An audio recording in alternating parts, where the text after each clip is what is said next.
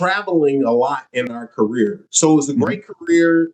I graduated with an electrical engineering degree and we were building power plants, but we lived in different locations for 2 years at a time. We lived in Nebraska for 2 years. We lived in Kentucky for 2 years. We lived in Florida for 2 years. And right out of college, that seemed like an adventure. But eventually, we wanted to plant roots, come back home, and so that was the problem. We were making some money, but at the same time, we were traveling. We were on the road. That can be challenging once you start having children.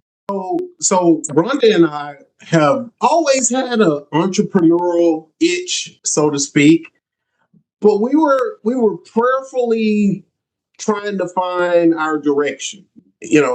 We like to cook, but we didn't want to start a restaurant. We got a lot of different interests, and so after some thoughtful prayer, we bought our home in 2018, and a gentleman came and did the inspection. And Rhonda and I were both passionate about real estate. And for me, it was like a light bulb went off when I saw this gentleman doing the inspection. He did a great job. And I wanted to look into it as a side hustle. And so that's how the initial idea was sparked. As Brian said, we always try to lead with our faith first and foremost. Yeah. And I said, you know what? God hadn't failed us out this time. And so, hey, you know what? We can just go dive in and we'll be strategic about it. And so I felt like, you know what? I'm going to give him the support he needs. And it's proved to worked out. Honestly, it was more of a gradual progression. Sure.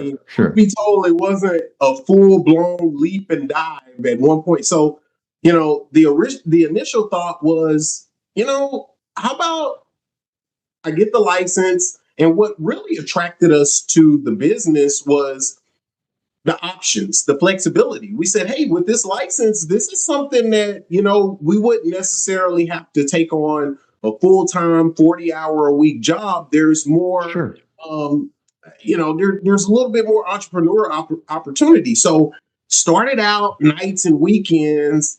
Okay. But then COVID hit. And none of us anticipated a worldwide pandemic. No, we didn't. Most companies were thinking, okay, this will blow over in a few weeks, and a few weeks turned into something totally different. Yeah. And also for us, our company, we both worked at the same company, different divisions. And for us, it was almost like, it was just, you knew this has to be the time, because when that came, they did a massive layoff. And so it was like, I think something else is going on here that makes it really clear that we need to make this leap now. And we had talked about it for, as Brian said, him doing something on his own, pillow talk like husbands and wives do. And it just seemed like, okay, there's something happening here, and we better take this leap here. So one of the main challenges during the leap was time management was one. Big one. We work-life balance, family, professional, spirit. Balance is important for us. And what we found, making the transition from a corporate job, so to speak, into full-time entrepreneurship, where I was working 40 hours a week at my W-2 job, I found myself almost working 80 hours a week. You ain't kidding. Making that leap. And this was a challenge, because part of what the dream and the idea is that, hey, we're going to own our own business so that, we have more time flexibility and stuff like that. So time management was one of the main challenges that we encountered in the beginning. And one of the things that we did to help overcome that was we sought out some coaching.